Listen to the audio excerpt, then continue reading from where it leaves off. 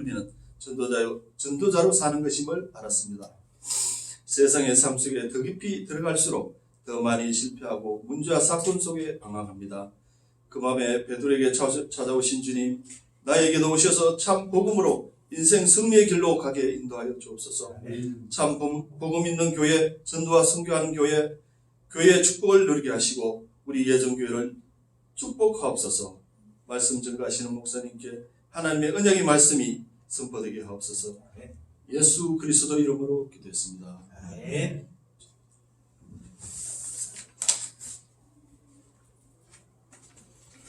옆에 있는 분들과 한번 인사 나누겠습니다. 고맙습니다. 고맙습니다. 감사합니다. 감사합니다. 주님 안에서 사랑합니다. 주님 안에서 사랑합니다. 오늘은 일과 말씀 같이 보겠습니다.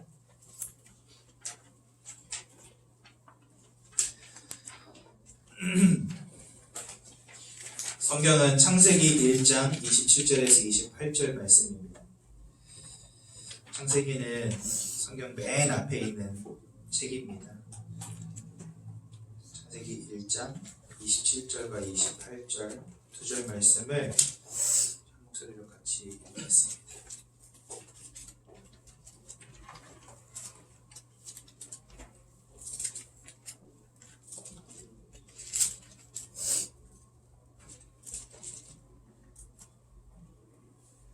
네, 우리 한 목소리로 함께 보겠습니다. 시작. 하나님이 자기 형상 곧 하나님의 형상대로 사람을 창조하시되 남자와 여자를 창조하시고 하나님이 그들에게 복을 주시며 하나님이 그들에게 이르시되 생육하고 번성하여 땅에 충만하라. 땅을 정복하라. 바다의 물고기와 하늘의 새와 땅에 움직이는 모든 생물을 다스리라 하시니라. 아멘. 병법서에 나오는 말 중에 아주 유명한 말이 하나 있습니다. 지피지기면 백전백승이다 라는 말이 있습니다. 무슨 말이죠? 적을 알고 나를 알면 100번 싸워 100번 이길 수 있다 라는 말입니다. 참 맞는 말인 것 같아요. 그렇다면 여러분, 이 자리에 계신 우리 모든 성도님들은 인생에서 승리하기 원하고 성공하기 원하시지 않습니까? 그렇다면 인생이 무엇인가를 알아야 되겠죠. 그렇죠? 여러분들은 인생이 무엇인지 이해하십니까?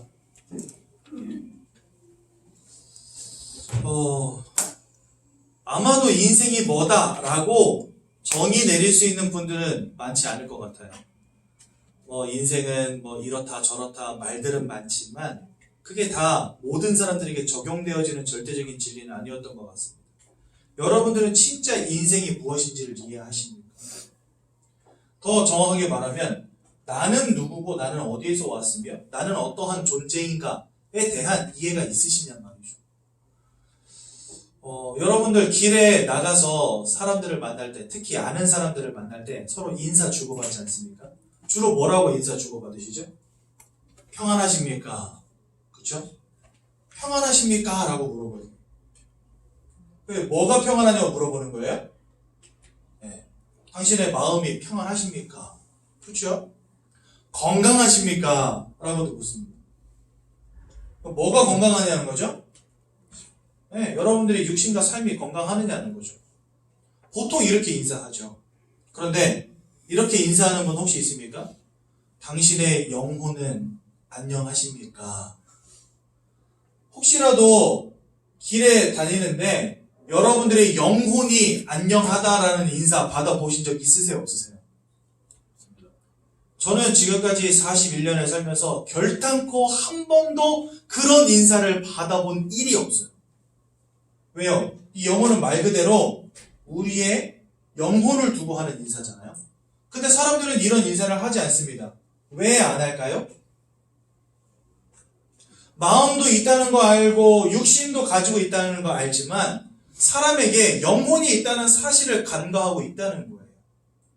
마음이 평안하십니까? 중요하니까 물어보겠죠. 건강하십니까? 중요하니까 물어보는 거 아니겠어요? 그런데 이 부분에 대한 질문은 전혀 없습니다. 왜 그럴까요?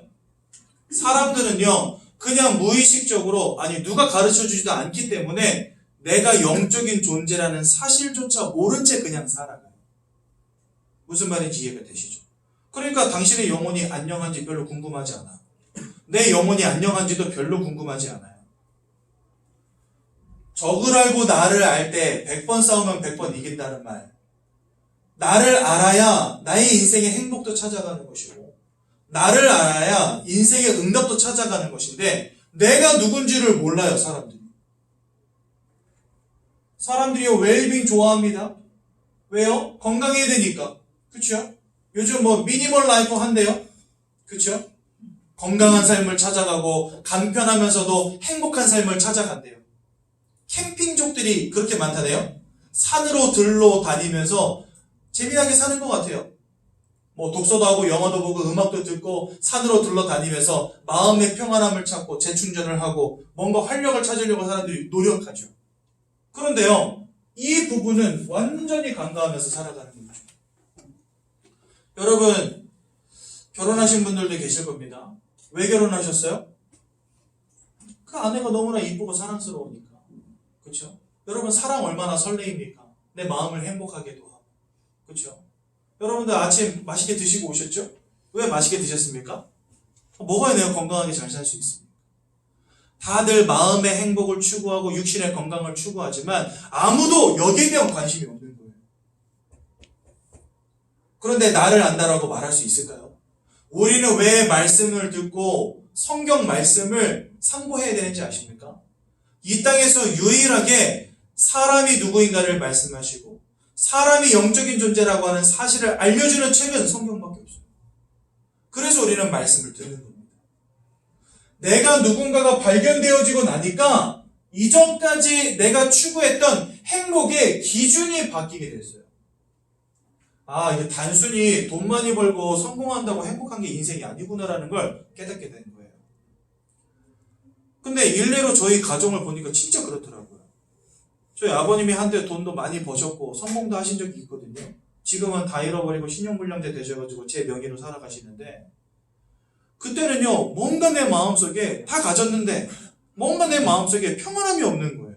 그래서 굉장히 많이 방황했었어요. 너무나 많이 방황해가지고 어머니가 뒷목 잡고 쓰러지실 정도로 방황했어요. 근데요, 다 잃어버리고 난 다음에, 다 잃어버리니까 행복을 찾았다가 아니고, 다 잃어버리니까 인생의 답을 찾았다가 아니고, 다 잃어버리고 난 다음에 절망적인 상황에서 제 손을 잡아주신 분이 계신데 그분이 바로 하나님이셨어요. 너무 힘들어서 너무 고통스러워서 견딜 수가 없었는데 그때 나에게 찾아와 주신 분이 예수님이셨어요. 근데 희한하죠? 집은 다 무너져 가고 돈은 없어서 전기가 끊기고 수도가 끊기는데 하나님을 믿는 그 순간부터 이상하게 내 마음속에 평안함이라는 게 오는 거예요. 성경을 읽고 공부하고 말씀을 들으면 들을수록 내가 영적인 존재였구나라는 게 깨달아지더라고요. 이전까지는 그냥 돈 잘 벌고 잘 살면 되는 줄 알았는데 그 날로부터 내 인생의 행복의 기준 자체가 바뀌어지게 된 거예요. 내가 무너지더라도 복음 안에 있어야 되고, 내가 성공하더라도 예수를 잃어버리면 나는 살 수 없는 존재구나. 이걸 깨닫게 된 겁니다. 여러분들이 영적인 존재라는 것을 인정하는 것에서부터 나를 진정으로 알아가기 시작하는 거거든요. 그래서 하나님의 말씀을 듣는 것은 정말 중요한 겁니다. 근데 많은 사람들이 교회 안에 들어와서도요, 이 놀라운 영적인 사실을 밝히는 성경을 가지고 예배하고 말씀을 듣는데도 불구하고 그냥 예수의 말씀을 참고하고 결국에는 뭐 따라가냐? 기복주의 신앙에 자꾸 따라갈 수밖에 없어요. 그러니까 많은 사람들이 신앙생활을 하면서도요, 결국은 예수 이름으로 뭘 구하냐? 나의 육신의 안녕과 자녀의 성공을 구한다니까. 물론 육신의 안녕과 자녀의 성공도 중요합니다. 근데 그거는요, 내가 구하지 않아도 하나님이 거저주시는 축복들이에요. 굳이 그것을 내 인생의 목표 삼고 따라갈 필요가 없다니까요. 진짜 내가 영적인 존재인 것을 안다면 하나님의 말씀에 집중하며 예배 축복을 누리고 그리스도 예수의 언약을 붙잡는 그것에 집중하면 되는 것입니다. 그래서 여러분, 인생을 바로 알고 내가 누구인지를 바로 알아야 되는데 그것의 시작이 곧 성경이 되어야 되는 겁니다. 왜요? 어떻게 하나님이 사람을 창조하시는지를 알리는 책이 바로 성경이에요. 우리가 영적인 존재라는 것을 유일하게 알려주는 책이 성경이기 때문에. 그래서 여러분들은 성경에서 답을 얻으시면 되는 겁니다. 이 부분이 여러분들에게 인정이 되고 이해가 되셔야 그때부터 하나님 주시는 말씀이 나에게 가치 의미 있는 말씀으로 바뀌어져요. 그러지 않으면요 그냥 예사로 한다니까요. 예를 들어서 지금까지 많은 사람들이 전도를 어떻게 했는지 아십니까? 밖에 나가서 띠 매고 피켓 들고 예수천당 불신지옥 이거 했단 말이에요. 그러니까 사람들이요 예수를 단순히 어떻게 하냐, 나중에 죽으면 천국으로 데려가는 분으로 알아요. 근데 여러분 그거는 예수님의 0.0001%도 이해 못한 겁니다. 그거는 우리에게 이 땅을 떠나갈 때 당연히 오는 축복이고, 예수를 만날 때 이 땅에서부터 천국의 축복을 누리면서 살아간다는 사실도 모른 채 엉뚱한 거 구하는 신앙생활 하다가 천국 가는 거예요. 그래서 우리는 특히 새가족들은 진짜 예수 안에 있는 축복이 무엇인지를 바로 알고 이 땅을 살아가는 동안부터 천국 보좌의 축복을 누리면서 살아야 됩니다. 그게 하나님이 우리에게 주신 진짜 멋진 인생이거든요. 그래서 여러분 오늘도 저와 함께 말씀을 나누시면서 복음이 뭔가 깊이 깨달으시기 바라고, 진짜 아직도 하나님을 마음으로 진심으로 영접하지 못하신 분들 계시다면 오늘 말씀 이후에 예수를 마음에 영접하시고 하나님의 자녀들의 축복 누리시면 참 좋겠습니다. 어리석은 자는 그 마음에 이르기를 하나님이 없다 하는 것 알게 되어 있습니다. 그리고요 저 소돔과 고모라 땅에 살아가던 롯이라고 하는 사람이 하나님의 말씀을 듣게 되고 그 말씀을 자기 사이들에게 말했어요. 어떤 말이었냐? 소돔과 고모라가 장차 멸망할 거야 라고 자기 사이들에게 말했는데 사이들이 그 말을 농담으로 여겼더라 이렇게 되어 있습니다. 롯은요 그 아내와 두 딸과 함께 소돔과 고모라 땅을 빠져나오는데 그때 아내도 하나님의 말씀을 그저 예사로 여기고 절대 돌아보지 말라 그랬는데 나오는 와중에 돌아보다가 소금 기둥이 되어버렸어요. 예수의 말씀, 하나님의 말씀을 농담으로 여기고 예사로 여기는 사람들마다 멸망당했습니다. 여러분 제가 이 말씀을 드리는 이유는 뭐냐, 아주 긴장하면서 하나님 말씀 고지고대로 제대로 들어라 이 말을 하고 싶은 게 아니에요. 오늘 선포되어진 이 복음 말씀을요 그냥 예사로 던져지는 메시지로 들으시면 안 된다는 거예요. 그 말씀이 나의 영혼을 향하여 나의 인생을 향하여 하나님이 던지시는 말씀으로 이해하셔야 된다는 거예요. 나에게도 그래서 그리스도 예수가 필요하구나라고 결론 내리셔야 된다는 거예요. 내가 왜 예수 믿지 않으면 안 되는지 그거에 대한 결론을 내리셔야 된다는 거예요. 나도 내 자녀도 우리 가정 가문이 진짜 예수 믿지 않으면 결국은 멸망 가운데로 들어갈 수밖에 없구나 라고 하는 나만의 메시지로 붙잡으셔야 된다는 거예요. 그래서 오늘 말씀을 절대로 예사로 듣지 마시고 그 속에서 여러분들의 인생을 발견하시기 바랍니다. 내가 예수 만나지 않으면 어떤 멸망 가운데 있는지를 바로 보시기 바랍니다. 그래서 지금 당장 내가 시작해야 될 것이 무엇인지를 바로 보는 귀한 날 되시기 바랍니다. 성경은 우리에게 분명히 말씀하십니다. 뭘 말씀하시냐? 하나님께서 이 땅을 창조하시고 또한 사람을 창조하셨다라고 말씀하십니다. 그래서 오늘 창세기 1장 27절과 28절에 보면 하나님이 자기 형상 곧 하나님의 형상대로 사람을 창조하시되 남자와 여자를 창조하시고 라고 말씀하고 있습니다. 세상은 생명의 기원이 어디서부터 시작되는지 알지 못합니다. 왜요? 하나님을 믿지 않기 때문에. 그래서 죽었다 깨어나도 하나님이 이 땅을 창조하셨다는 것을 상상조차 할 수 없습니다. 그래서 뭘 믿죠? 진화론이라는 걸 믿습니다. 저 돌에서부터 흘러나온 영양분이 생명이 됐다라고 말하고 바닷속에 있는 단백질 아미노산이 단세포로 시작돼서 그게 생명의 기원이라고 말합니다. 그런데요, 하나님께서 사람을 창조하셨다는 이 말씀이 우리에게 증거가 될 수밖에 없는 증거가 있습니다. 그게 뭡니까? 하나님은 형상대로 사람을 창조하셔서 우리를 영적인 존재라고 말씀하시거든요. 그런데 창조주 하나님의 형상을 닮았기 때문에 사람만 창조의 행위를 하는 유일한 피조물입니다. 무엇인가를 자꾸 만들어내요. 그렇죠? 지금은 이제 화면이 접히는 스마트폰까지 나오지 않았습니까? 앞으로는요, 몸에다가 입는 스마트폰이 나올 겁니다. 이미 그런 것들이, 시제품들이 벌써 만들어지고 있어요. 그럼 무겁게 들고 다니지 않아도 돼요. 이제는요, 그냥 뭐 옷처럼 입었는데 그게 컴퓨터고 그게 전화기고 이런 시대가 분명히 옵니다. 누가 다 만들어냈습니까?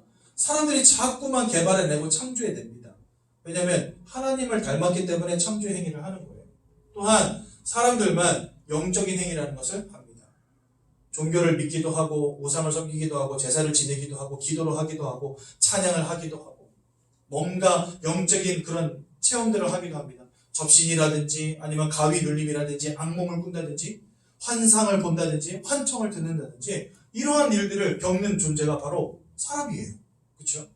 그러니까 하나님은 왜 이러한 영적인 존재로 사람을 창조하셨냐? 거기엔 이유가 있습니다.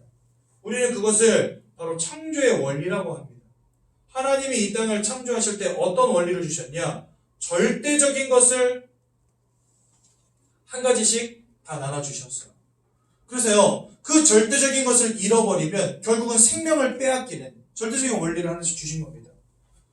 간단하게 물고기는 물을 떠나서 살 수 없도록 창조하셨죠. 나무는 땅속에 뿌리를 내리고 살아가도록 하나님 창조하셨죠.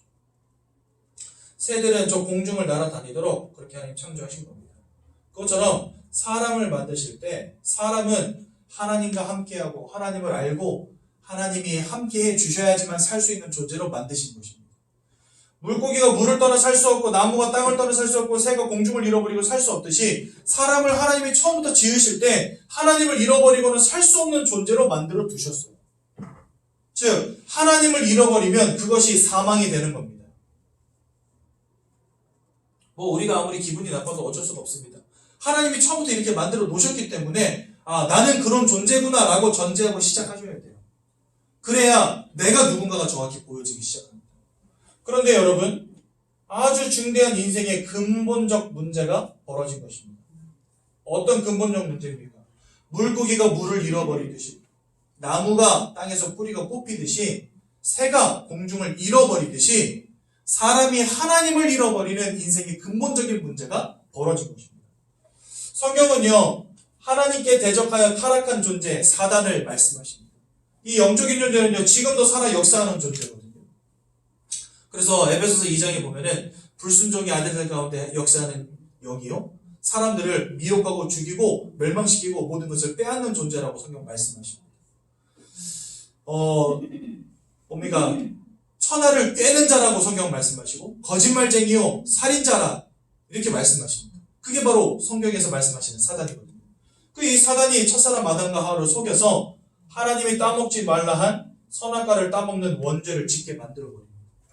즉 우리는 하나님과 함께하는 축복 속에 있어야 되는데 사단은 그 축복을 잃어버리게 만든 거예요. 하나님을 잃어버리게 만든 거예요. 뭐함으로? 하나님의 말씀을 불순종하고 죄를 짓는 거예요. 그래서요, 모든 사람들이 하나님을 떠나는 문제 가운데 빠지게 된 겁니다. 원래 인간은 영적인 존재로 하나님과 함께 해야만 살아가는 절대적인 원리 속에 있었는데 그 하나님을 잃어버리는 인생의 근본적 문제 가운데 다 빠져버립니다.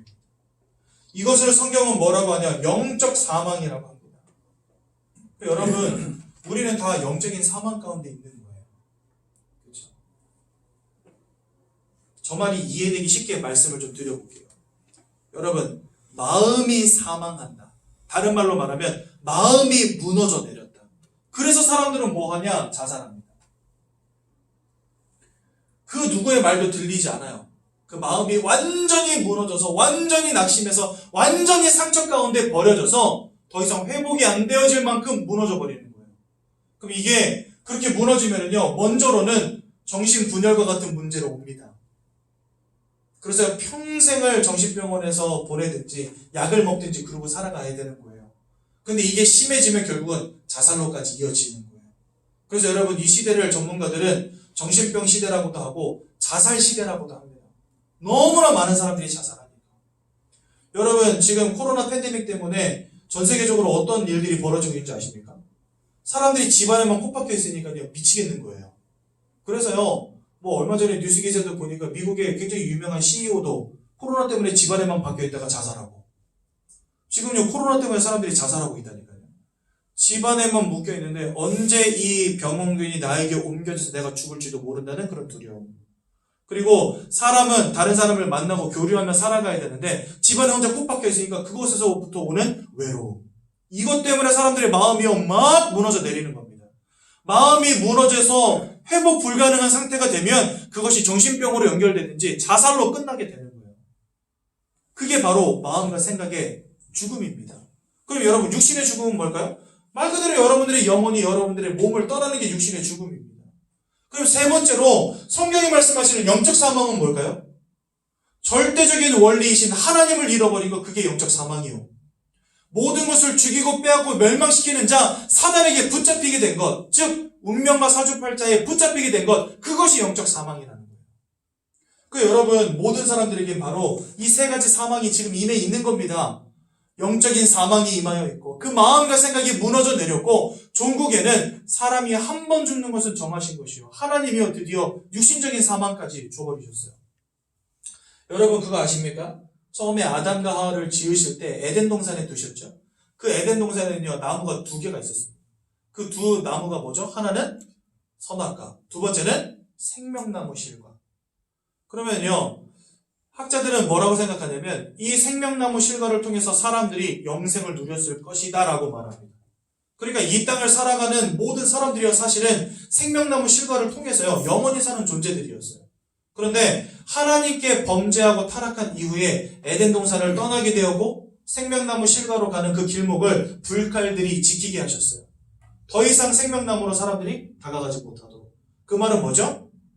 사람들에게 육신의 사망이 임하게 된 겁니다. 그러니까 하나님을 잃어버린 것 때문에 그 육신이 사망으로, 그 마음과 생각이 사망으로, 그 영혼이 사망으로 내던져진 겁니다. 마치 물고기가 물 밖에 내던져진 것처럼. 무슨 말인지 이해가 되시죠? 그래서 하나님을 잃어버린 그 순간부터 우리는 영적 사망, 즉 사단과 마귀에게 사로잡힌 인생이 된 겁니다. 그 우리는 이것을 인생의 운명과 사주팔자라고 말하죠.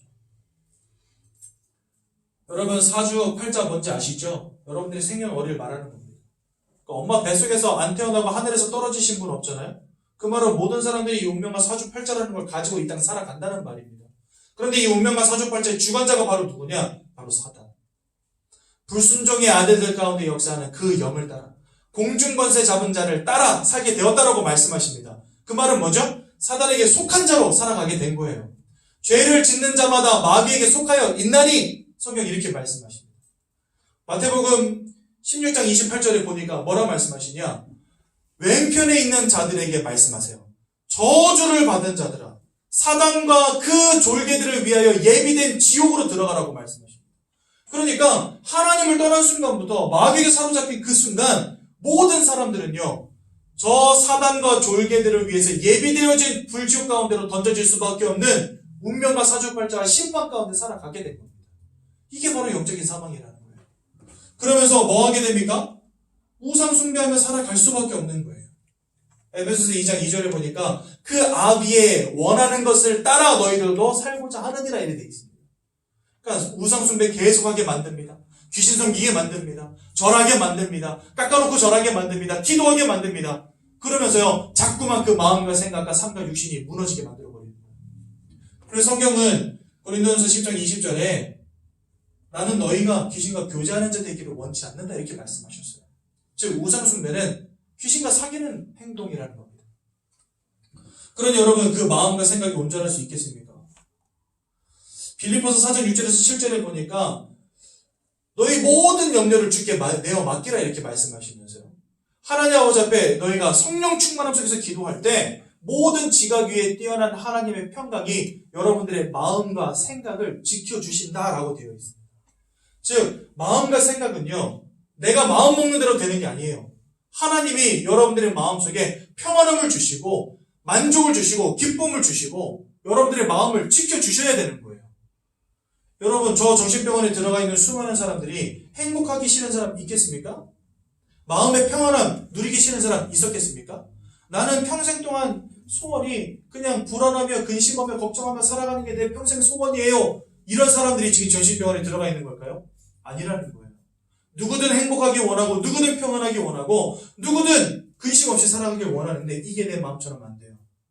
여러분들의 마음속에 불안과 근심과 걱정과 염려를 심는 자가 있다니까요. 나의 마음을 지켜주시는 하나님이 계시듯이 여러분들의 마음을 깨뜨려버리고 무너뜨리는 영적인 존재가 있다는 겁니다. 그런데 이런 하나님의 축복을 잃어버리고 하나님이 함께 하시는 축복을 잃어버리니까 여러분들의 마음 생각이요, 막 우수수 무너져 내리는데 브레이크가 없어요. 붙잡아 줄 수도 없어요. 정신병원에 가서 약을 먹으면 해결되는 것 같죠? 아니에요. 여러분들의 분노를 억제해주고 억누를 뿐이지 회복시키고 치유시키는 게 아니라니까요. 그 여러분 마음과 생각은 약으로 되는 게 아니고 사람의 말로 되는 게 아니고 내 의지로 되는 게 아닙니다. 많은 사람들이 미래를 걱정하며 살아가요. 돈이 없는 사람은 없어서 걱정, 있는 사람은 잃어버릴까봐 걱정. 염려와 근심을 떨쳐낼 수가 없다니까요. 그래서 성경은 뭐라 말씀하시냐면 일평생 죽기를 두려워하며 살아가는 존재들 된다라고 말씀하세요. 많은 사람들이 마음과 생각이 무너지는데 이거를 지킬 방법이 없단 말이죠. 그러니 마음과 생각이 무너지면 그것이 곧 여러분 정신의 문제로 가는 겁니다. 어떤 사람은 귀신을 보기도 하고 환청을 듣기도 하고 악몽에 시달리기도 하고 약을 먹지 않으면 잠을 자지 못하고 정신병원을 들락날락 해야지만 살아가고 술을 마시지 않으면 견디지 못할 만큼 마음과 생각이 무너진 채 사람들이 살아갑니다. 그러니 여러분 그 삶과 그 육신이 온전할 수 있겠습니까? 쾌락을 쫓아보지만 성공을 쫓아보지만 아무리 그런 것들은요 내 몸에다가 잔뜩 채워 넣어봤자 이 만족이 안 되는 거예요. 제가 요즘에 어떤 청년 하나를 만나고 있는데 이 친구가 막 죽을 듯이 술을 마셔요. 어느 정도로 마시냐? 둘이 앉아가지고 8병을 마신대요. 그러면 한 사람이 4병 마시는 거잖아요. 여러분 소주 4병 들어가면 사람이 어떻게 되는지 아십니까? 그 뒷말은 하지 않아도 여러분들 다 아실 거라서 말씀 안 드리겠습니다. 저는 이제 길바닥에 누워 주무시는 분을 일평생 보고 살았어요. 저희 할아버지가 그러셨거든요. 아침에 일어나면 세수 대신에 술을 드시는 분이세요. 밥에 국 대신에 술을 올리는 분이세요. 오후 되면 본격적으로 친구들 만나가지고 막걸리 파티하세요. 그래서 저는요 중학교 갔다 오면은 숙제하는 게 아니고 첫 번째로는 소염을 주고, 제가 시골 출신입니다. 그 다음에 두 번째로는 할아버지 찾으러 나갔다 와야 돼요. 할아버지가 맨날 가시는 단골 술집이 있는데 거기에 계시면 다행이에요. 근데 이분이 술이 덜 완전 체해서 술집에서 잠들면 최고인데 살짝 덜 체해가지고 술집 밖으로 나오시면 그때부터가 이제 문제예요. 동네를 다 돌아다녀야 돼.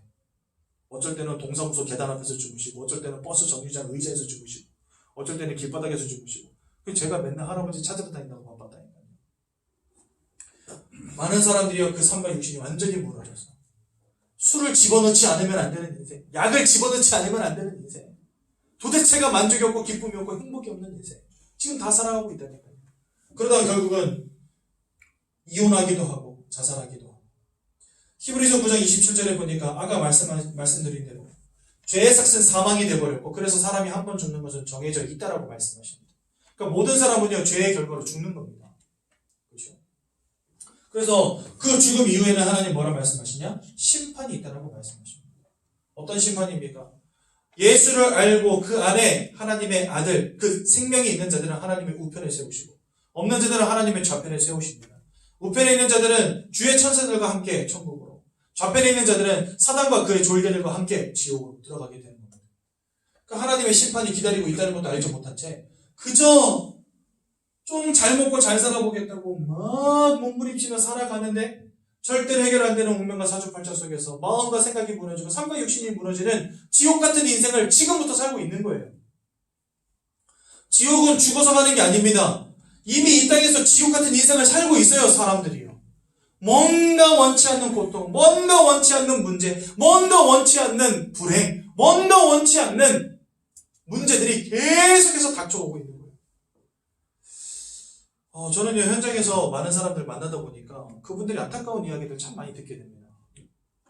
어떤 분은요, 저 선부동에서 어떤 60대 아주머니 한 분을 만났어요. 주방에서 일하시는 분인데 저희가 식당에 밥 먹으러 들어갔다가 그 사장님으로 보이는 분이 계셔서 사장님 일로 잠깐 와보시죠. 저희 사실 교회 다니는 사람들인데 복음 전해드리고 싶다고. 그랬더니 그때 손님이 아무도 안 계셔서 그랬거든요. 그랬더니 사장님이 지금 그거 좋은 말씀은 내가 드릴 게 아니고 저 아줌마가 들어야 된대요. 그래서 그럼 아줌마 잠깐 나오셔도 되냐고 물어보니까 사장님이 된대. 그래서 아줌마 잠깐 주방에서 나오셔가지고 앉아서 잠깐 이야기 나누는데 아줌마가 눈물을 뚝뚝 흘리면서 뭔 얘기하냐. 아들이 셋이 있대요. 아들이 셋이 있는데 공부를 그렇게 잘하고 총명했대. 그런데 취업도 안 되고 사업도 안 되고. 그래서 지금 집에서 세 놈이 다 놀고 있는데 엄마는 밖에 나와서 설거지하면서 돈 벌고 있고 아들 셋은 집에서 놀고 있는 거예요. 근데 이 세 놈이 어떻게 하고 있냐? 한 놈이 자면 한 놈은 TV 보고 한 놈은 게임하고. 그러면 자던 놈이 깨면은 걔가 TV를 보고 TV 보던 놈이 게임하고 게임하던 놈은 자고. 세 놈이 이렇게 돌아가면서 집에서 지금 그러고 살고 있는 거예요. 나이가 저랑 비슷한데 35, 6, 7 막 이런데 엄마는 밖에서 설거지하고 살고 있는데 애들은 그러고 있는 거예요. 왜 이런지 모르겠대요. 공부도 그렇게 잘하고 성품도 참 좋은데 직장 생활이 안 된다는 거예요. 대인관계가 안 된다는 거예요. 이런 저주와 인생의 문제가 어느 날 갑자기 인생에 오는 겁니다. 아니 이 아줌마가 상상이나 했겠어요? 아들이 셋인데 본인이 젖심 닦아가지고 그 세 아들 지금도 부양하게 될 줄 상상이나 했겠냐고요. 공부 잘해서 좋은 대학 나왔고 하니까 연봉 좋은 직장 들어가가지고 아이고 이제 나도 좀 인생 펴겠다 이 생각 하셨겠죠. 어느 날 갑자기 아이들에게 오는 그 영적인 문제에 치유가 안 되는 겁니다. 갑자기 뭐가 보이고 들리고. 여러분 제가 또 만나봤던 한 분 안타까운 분, 이건 제가 만난 건 아니고 다른 전도사님을 통해서 들은 이야기인데 서울대학교 가려고 준비하던 여고생이 있었어요. 근데 그 엄마가 절에 다니면서 맨날 집에다 막 부적 갖다 놓고 맨날 굿하고 막 이런 굉장히 열심으로 우상숭배 하시던 분이거든요. 근데 이 아이가 어느 날부터 학교에서 갑자기 안 들리기 시작하는 거예요. 여러분 이건 지어낸 이야기가 싫어합니다. 안 들리기 시작하는 거예요. 갑자기. 공부해야 되는데 선생님 말이 안 들리면 안 되잖아요. 그래도 이 아이가 똑똑하니까 침착한 거예요. 안 들리지만 그래도 좀 기다려봐야 되겠다. 잠시 그런 걸 수 있으니까 흥분하지 않고 기다린 거예요. 근데 1시간이 다 지나도록 귀가 안 돌아오는 거예요. 그래서 결국은 조퇴했거든요. 병원에 갔더니 약 먹고 좀 쉬면 된다 이야기 들었어요. 그래서 약 먹고 쉬는데 일주일을 쉬어도 이게 차도가 없는 거예요. 얘가 선생님이 칠판에 적는 거라도 받아 적고 싶은 거예요. 왜냐면 공부하고 이제 서울대 가야 되니까. 그래서 또 학교를 간 거예요. 근데 이전까지는 귀는 안 들려도 말은 나갔거든요. 엄마 부르면 엄마가 왔고 옆에 있는 친구를 부르면 친구가 자기를 보고. 근데 갑자기 말이 안 나오는 거예요. 옆에 있는 친구를 부르는데 친구가 나를 안 봐. 그래서 한 다음에 볼펜을 쓴 거예요. 내가 너 불렀는데 왜 나 안 봐? 그러니까 네가 날 언제 불렀어? 라고 친구가 쓰는 거예요. 밑에다. 환장을 누르신 거죠. 그래서 이 친구가요. 그때 정신이 획가닥 돌아버린 거예요. 너무 충격받아가지고. 갑자기 귀도 안 들리고 말도 안 나오니까. 한마디로 말하면 귀신에게 사로잡히게 된 거죠. 그 인생이. 결국은 어떻게 끝났냐. 집에서 가위로 자기 혀를 잘라버렸어요. 그래가지고 사실은 그 엄마를 이 전도사님이 만나서 복음을 줬는데 거부하신 거예요. 우리 딸이 괜찮아질 거라고. 그런데 애가 혀를 잘라버리니까 이 엄마가 어디 연락할 데가 없어서 이 전도사님한테 연락을 했네. 그래가지고 병원에 찾아가 보니까 이미 애는 미쳐가지고 발광하고 난리가 났지. 아직도 정신병원에 살아요. 어느 날 갑자기 인생에게 오는 그 영적인 문제. 나는 한 번도 원한 적이 없는데 자꾸 오는 겁니다. 사람들은 이해 못해요. 왜 이러지? 근데 성경은 말씀하십니다. 우리가 영적인 존재며 우리에게 영적인 불행을 가져다주는 존재가 있대요. 여러분들에게 어떠한 큰 문제가 왔다 안 왔다 이걸 떠나서 여러분들 인생의 시작이 지금 이 속에 있음을 인정하셔야 되는 거예요. 아 전사님 저는 뭐 별 문제 없는데요. 그래도 여러분들 지금 이 속에 있는 겁니다. 뭐 큰 문제가 와 있는 사람만 예수 믿어야 되냐 그게 아니라는 거예요. 모든 사람이 하나님의 영광에서 벌어진 문제 속에 있기 때문에 이게 곧 여러분들의 문제임을 알고 예수를 만나야 되는 거죠. 더 큰 문제는 뭐냐? 출애굽기 20장 4절에서 5절에 보니까 여러분들이 후대 3, 4대까지도 이 문제가 지속된다는 겁니다. 즉 모든 사람이 이것에서 자유로울 수 없다는 거예요. 성경이 우리에게 말씀하시는 영적인 진리입니다. 근데 이거는 돈으로, 열심으로, 성공으로, 지식으로 해결되어질 문제가 아니기 때문에 그래서 하나님이 우리에게 길 대신 예수 그리스도 이 땅에 보내주신 것입니다. 예수님이 이 땅에 오셔서 세 가지 중요한 일을 하셨습니다. 요한일서 3장 8절에 보니까 하나님의 아들이 나타나신 것은 마귀가 하는 모든 일을 멸하기 위함이니라. 즉 만왕의 왕으로 오셔서 우리 인생을 사로잡은 이 사단의 권세를 그리스도 예수께서 십자가 위에서 완전히 깨뜨려 버리신 것입니다. 이 땅에 그 어떤 영웅도 사단을 이긴 자가 없어요. 그 어떤 부자도 사단을 이길 수 없어요.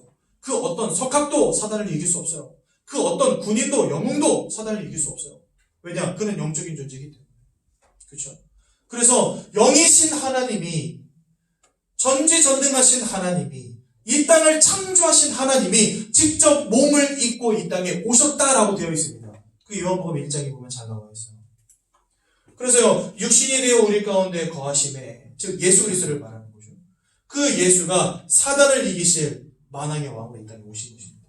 또 두 번째로 로마서 8장 1절에서 2절에 보니까 예수 안에 있는 자는 결코 정죄함이 없다 말씀하십니다.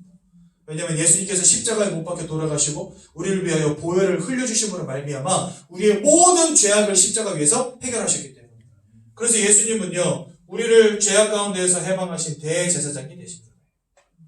세 번째로 요한복음 14장 6절에 보니까 내가 곧 길이요 진리요 생명이니 나로 말미암지 않고는 아버지께 올 자가 없느니라 말씀하십니다. 하나님을 떠나버리고 하나님을 잃어버리고 사단에게 붙잡혀버린 우리 인생은요, 하나님이 아니고서는 하나님께로 나아갈 방법이 없는 거예요. 아니, 더 쉽게 말하자면 나는 하나님께 갈 능력도 없고 방법도 몰라요. 그래서 하나님이 직접 우리를 만나러 와 주셔야 되는 겁니다. 그래서 예수님이 육신을 입고 이 땅에 우리를 만나 주시려고 오신 겁니다. 그분을 우리는 참 선지자라고 부르는 거죠. 여러분, 왕과 제사장과 선지자는 구약시대에 기름 부음을 받았던 유일한 직분들입니다. 그래서 왕이 되기 전에는요, 기름 부음을 받았어요. 제사장과 선지자도 마찬가지 기름 부음을 받았습니다. 기름 부음을 받은 다음에야 왕과 제사장과 선지자가 될 수 있었어요. 근데 여기에는 한 가지 특징이 있는데, 왕이 제사장 될 수 없고 제사장이 선지자 될 수 없고 선지자가 왕이 될 수 없어요. 즉 하나의 직분만을 감당해야 됩니다. 왜냐면은요, 이 땅에 오셔서 왕과 제사장과 선지자의 직분을 동시에 감당하신 이는 그리스도 예수 한 분 외에는 없어요. 그래서 하나님이 법으로 정하셨어요. 왕과 제사장을 겸임할 수 없도록 법으로 정해놓으셨다니까요. 그래서 이렇게 기름 부음 받은 자라는 뜻을, 기름 부음을 받아야지만 왕과 제사장, 선지자가 될 수 있는데, 예수님은 그리스도라고 성경 말씀하시거든요. 근데 이 그리스도라는 말의 의미가 뭐냐면 기름 부음 받은 자라는 뜻을 가지고 있어요. 즉 왕으로, 제사장으로, 선지자로 예수님을 동시에 세운 겁니다. 기름 부음 받은 자로 세우신 거예요. 그래서 예수님을 우리는 그리스도라고 부르는 겁니다. 이 그리스도가 이 땅에 오셔서 무슨 일을 하셨냐? 십자가 위에서 여러분들을 위해서 고난과 고통을 당하셨어요. 그래서 이사야서 53장에 보니까 그가 찔림은 그가 상함으로, 그가 채찍에 맞음으로, 그가 징계를 당함으로 우리가 나음을 입었도다 라고 말씀하십니다. 그러니까 예수님은 우리 위해서 고난과 고통을 다 당하신 거죠. 그리고 그 위에서 우리를 위한 모든 보혈을 흘려주셨습니다. 그래서 이브리서 9장과 10장에 보니까 그가 우리를 위하여 영원한 속죄를 위한 제사를 드렸기 때문에 더 이상 하나님께 드릴 제사가 없노라 말씀하셨어요. 그리고 예수의 그 속죄의 제사로 말미암아 우리가 하나님 앞에 나아갈 담력을 얻었노라 말씀하십니다. 예수님의 십자가에 피 흘려주신 이 사건을 통해서 우리의 죄악의 문제가 완전히 해결되어지고 하나님께 나아갈 길이 열려버린 것입니다. 또 창세기 3장 15절에 보니까 여자의 후손 예수가 와서 사단의 머리를, 뱀의 머리를 깨뜨려버릴 것이다 라고 말씀하셨거든요. 그것처럼 십자가에 못 박혀 돌아가신 그 순간에 사단의 권세가 깨어진 것입니다. 그래서 여러분들을요, 속박하고 여러분들을 사로잡았던 그 죄와 사망의 권세가 예수님이 십자가에서 돌아가신 그 순간에 깨어져 버린 거예요. 그래서 여러분들이 예수를 믿고 영접할 때 죄와 사망으로부터, 사단의 권세로부터, 최후 심판으로부터, 지옥 형벌로부터 완전히 해방받게 되는 것입니다. 그 예수님을 우리는 누구라고 부르냐? 바로 그리스도다. 그리고 예수님은 하나님이시라는 증거로 돌아가신 지 3일 만에 부활하셨습니다. 저는 처음에 그랬거든요. 다시 살아날 거면 뭐하러 죽어? 이런 생각 했었어요, 사실. 처음에 교회 다닐 때. 복음이 뭔지 잘 모르니까. 근데 주님의 죽으심의 이유가 무엇인지, 또 왜 부활하셔야 하는지를 깨닫고 나니까 이거 완전 복음인 거죠. 주님은 반드시 여러분들을 위해서 죽어주셔야 됩니다. 죽기 위해 오신 분이시기 때문에. 그리고 하나님이라는 증거로 반드시 살아나셔야만 합니다. 그러지 않으면요, 그분은 사망에 매여 계신 분이 되는 거예요. 그런데 예수님은 돌아가신 지 3일 만에 부활하셨습니다. 사망을 깨치고 살아나셨다는 증거를 보이신 겁니다. 그래서 예수가 곧 그리스도. 여러분들의 인생 이 속에 있습니다. 하나님을 잃어버린 인생입니다. 지금 당장 문제가 없다 할지라도 여러분들 인생에 닥쳐올 문제가 있습니다. 아니, 이 땅에서는 평안한 가운데 살아간다 할지라도 최후 심판과 영원한 형벌을 벗어날 수 없다는 사실.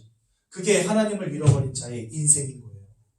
여러분들이 이 성경 말씀 속에서 여러분들의 인생과 내가 누군가가 보여져야 됩니다. 그리고 그 인생의 유일한 해답대 대신 그리스도 예수가 발견되시기 바랍니다. 그 예수를 믿고 마음에 영접할 때 하나님의 자녀 되는 권세를 주신다라고 되어 있어요. 왜 권세냐? 이전까지는요, 죄와 사망의 권세에 매여 있었거든요. 그래서 하나님은 그거보다 더 큰 권세를, 자녀가 되는 더 큰 권세를 여러분들에게 주시는 거예요. 그래서 하나님의 자녀가 되게 하신다라고 하지 않고 하나님의 자녀가 되는 권세를 주신다 이렇게 되어 있습니다. 여러분들이 예수를 만날 때, 하나님의 자녀 될 때 하나님의 모든 만물을 다스리시는 만왕의 왕 되신 그 하나님의 권세가 여러분들에게 임하게 되고 더 이상 사망이 여러분들을 건들지 못하고 더 이상 죄악이 여러분들을 사로잡지 못하고 더 이상 영원한 지옥 형벌이 여러분들을 사로잡지 못하도록 하나님의 권세로 여러분들을 구원하시고 지키시는 거예요. 그럼 여러분 이거를 우리가 거부할 이유가 있냐 이거죠. 오늘 진짜 예수를 마음에 영접하십시오. 여러분 저는요 예수 만나고 나니까 이 복음을 알고 나니까요 그때부터 저의 인생의 행복의 기준이 바뀌었다니까요. 저 요번에 얼마 전에 2층 집으로 이사 갔는데 그 전까지 6년을 지하 단칸방에서 살았어요. 애 둘과 아내 이렇게 4명이서. 근데요 그 작은 지하 단칸방도 얼마나 행복한 공간이 되는지 아십니까 여러분? 펜트하우스에 살면서 우울증에 시달리는 아줌마들 얼마나 많은지 몰라요. 강남에 가득 찼어요. 그런데요 저 지하 단칸방에 살더라도 이상해요. 내 마음에 세상이 줄 수 없는 평안함과 기쁨이 오는 거예요. 가진 것 없고 누릴 것 없지만 이상해요. 함께하는 것 자체가 기쁨이 되는 거죠. 하나님이 나에게 주신 걸 알고 나니까 이 땅의 기준이 나에게 행복의 기준이 될 수 없다는 걸 깨달았어요. 물론 돈이 있으면 편합니다. 좋은 집 있으면 좋죠. 집 이사 갔더니 좋더라고요. 살기 좋아요. 여러분 제가 아침에 일어나기가 굉장히 힘들었었거든요. 지하방에 살 때는 온통 어두우니까 해가 떠도 어두우니까 아침에 눈이 잘 안 떠져. 근데 여기 이제 지상으로 올라오니까 뜨거워서 못 자겠어. 뜨거워서. 여러분 지금은 이제 겨울이라 좀 해가 좀 늦게 뜨잖아요. 여름에 이사 갔는데 와 6시만 되면 눈이 번쩍번쩍 떠져 죽겠더라고요. 진짜. 눈은 피곤한데 눈이 떠져요. 힘들어 죽겠는데 눈이 떠져. 이게 지상에 사는 사람들의 즐거움이구나 막 이러면서 깼다니까요. 좋은 집에 가면 좋습니다. 좋은 차 타면 좋겠죠. 그런데 여러분 장차 나에게 임할 영원한 형벌과 하나님의 최후의 심판을 기억해 보십시오. 그거 사형수가 마지막으로 최후의 만찬 먹는 거랑 비슷한 느낌 아닐까요? 중국에서는 여전히 사형제도가 집행되잖아요. 근데 사형수들이 죽기 전에 자기가 먹고 싶은 거를 잔뜩 사다가 먹이고 죽입니다. 마지막 만찬을 주는 거죠. 이 땅에서의 마지막을 막 멋지게 막 활력 있게 막 화려하게 멋있게 막 보냅니다. 최후의 심판과 영원한 형벌을 기다리는 사형수죠. 얼마나 안타까운 인생이에요. 그래서 하나님은 예수를 믿고 영접하는 자들에게 하나님의 자녀가 되는 권세를 주시고 더 이상 사단이 틈타지 못하는 인생, 죄와 사망이 사로잡지 못하는 인생으로, 최후의 심판과 상관이 없는 인생으로, 지옥의 형벌과 상관이 없는 인생으로 하나님이 바꿔주시는 겁니다. 이거보다 더 큰 응답이 어디 있고 이거보다 더 큰 행복이 어디냐 말이죠. 오늘 이 시간 예수를 마음에 영접하시고 하나님의 자녀 되시기 바랍니다. 하나님의 자녀 되는 것은요 예사로 생각할 문제가 아니에요. 이 땅에서부터 천국의 비밀을 누리면서 살아가는 겁니다. 하나님이 함께 하시니까 그곳이 천국이죠. 성경에 보니까 너희가 마음으로 믿어 의로 입으로 시인할 때 구원에 이른다라고 분명히 말씀하셨습니다. 영접하는 자에게 하나님의 자녀 되는 권세를 주신다 하셨습니다. 내가 마음문을 두드리는데 마음문을 열고 나를 영접하면 내가 들어가 너와 함께 유하고 너와 더불어 먹고 마시리라 분명히 말씀하셨습니다. 예수의 음성을 들으시고 예수를 마음에 영접하십시오. 하나님의 자녀 되십시오. 인생의 근본의 문제로부터 해방받으시기 바랍니다. 두 손을 모으고 두 눈을 감고 제가 먼저 기도할 때 저희 기도를 따라서 함께 기도하시면 되겠습니다. 사랑의 하나님, 이 시간 예수 그리스도를 제 마음속에 구원자로 주인으로 영접합니다.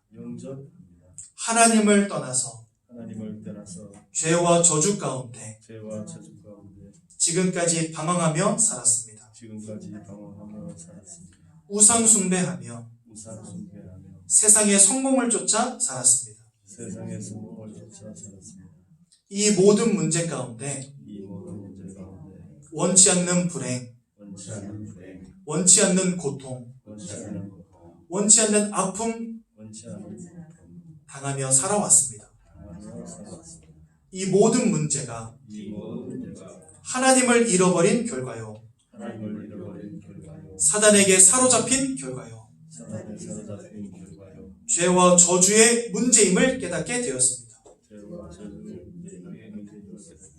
예수님께서 예수님께서 십자가 위에서 십자가 위에서 이 모든 문제를 해결하시고 이 모든 문제를 해결하시고 우리를 구원하신 우리를 구원하신 구원자로 구원자로 그리스도로 그리스도로 세워지신 것을 믿고 영접합니다. 세워주신 것을 믿고 영접합니다. 제 마음속에 들어오셔서 제 마음속에 들어오셔서 저를 구원해 주시고 저를 구원해 주시고 하나님 자녀 삼아 주옵소서. 하나님 자녀 삼아 주옵소서. 예수님의 이름으로 기도드렸습니다. 예수님의 이름으로 기도드렸습니다. 아멘. 제가 한번 기도하고 말씀 마치도록 하겠습니다. 사랑의 하나님, 오늘도 말씀을 통하여 예수 그리스도를 깨닫게 해주시고 하나님의 자녀되는 놀라운 축복 주심 너무나 감사를 드립니다. 내가 인생의 근본 문제 속에 있음을 인정하게 하시고 그것의 유일한 해답 대신 예수 그리스도가 오직으로 보여질 수 있도록 축복하여 주셔서 이제는 하나님의 자녀로 이 땅 가운데 승리하며 살아가도록 우리 모든 성도님들을 축복하여 주옵소서. 예수님의 이름으로 기도드렸습니다. 아멘. 찬송가 85장 1절만 하나님께 드리겠습니다.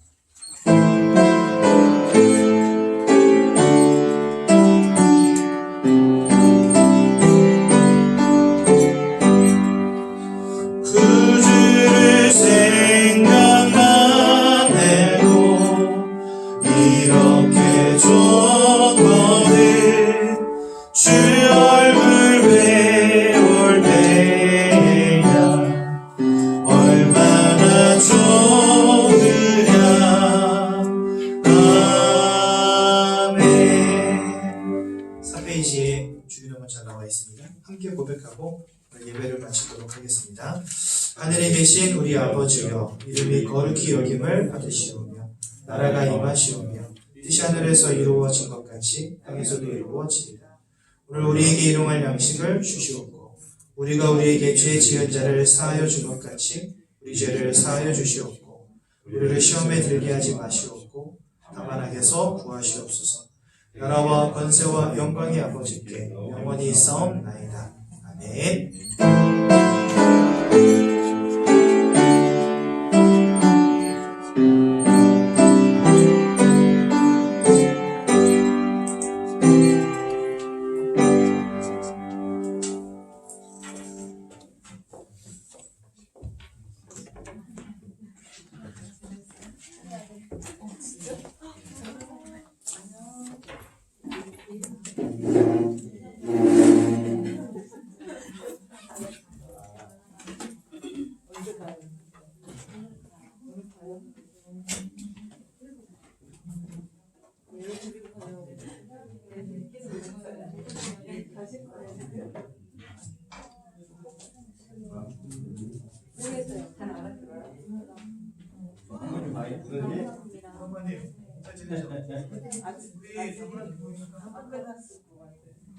여기 모임하고 가야 돼. 올라오고.